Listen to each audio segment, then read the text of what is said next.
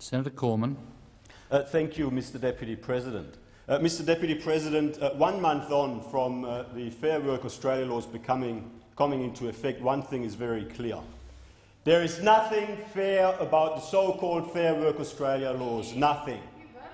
There is nothing fair about the Fair Work Australia laws, because events in my home state of Western Australia clearly demonstrate that what we've got now under this weak and indecisive government, with those laws not being properly applied, is a return to the laws of the jungle. And we've got the Prime Minister, Kevin Rudd, and the Deputy Prime Minister, Julia Gillard, like Tarzan and Jane, swinging from tree to tree, thinking everything is fine down there, everything is fine. No, but we're not going to get involved, and all the while we've got this dog-eat-dog-type arrangement where it is fine. The government is quite happy for a union to put a gun to the head of a business that, at the end of the day, under the threat of further industrial action, has got no choice but to buckle. No choice but to buckle. And here we've got the point. I mean, we've got an agreement here where people who are currently on about $130,000 per year, semi-skilled, unskilled workers, have just had a $50,000 increase. So, I just urge people across Australia who might be listening to this to sort of take this in and consider this very carefully. An increase in salaries from $130,000 per annum to $180,000 per annum, $50,000 in additional salaries for those particular workers. I mean, it's quite extraordinary. It's staggering. And all of that with no productivity offsets. No productivity offsets. And we've got the Prime Minister out here over the last couple of days talking up the need to improve productivity. All talk. All talk. Don't believe a word he's saying. He doesn't mean it. Because here is just yet another example. Now, Deputy Prime Minister Gillard was requested to intervene, as she is empowered to do, and refused to do so. Now, the Deputy Prime Minister then went out and said, well, if I had intervened, it would have resulted in arbitration. And that is, of course, a very misleading statement for her to make, because the reason she didn't intervene is because arbitration would have led to a much lower outcome than could be forced by union action, as Fair Work Australia would have been required to take into account matters such as productivity offsets. Order.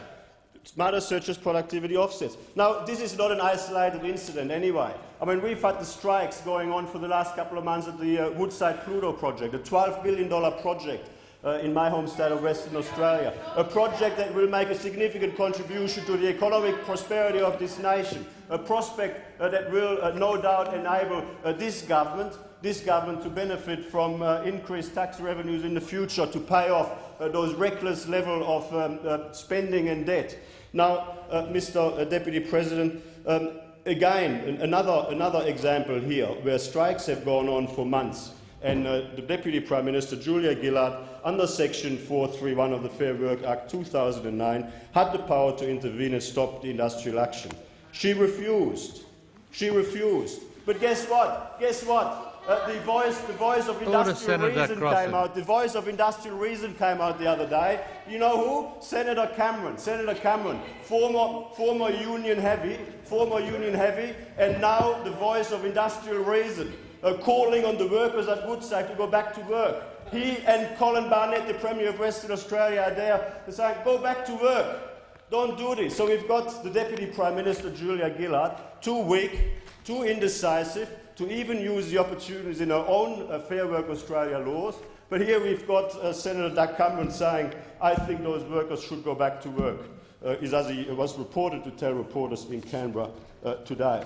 Now, Mr. Deputy President, this is a very serious concern, what is emerging now, because we've got a combination now of legislation with a weak and indecisive government that is not prepared to ensure that there is an appropriate balance between the interests of the economy and the interests of workers involved. And if this continues to go on, if this is allowed to spread across various sectors of the economy, because believe you me, unions across Australia, workers across Australia will be looking at this and they'll be thinking, gee, $50,000 increase in salaries for those workers up at Marine Total Services, why not for us? If it's good for them, why wouldn't it be good for us? You watch, over the next 6 to 12 months, there will be unions across Australia who will be looking at putting a gun to businesses' head, and it will be terrible it will be against our national interest.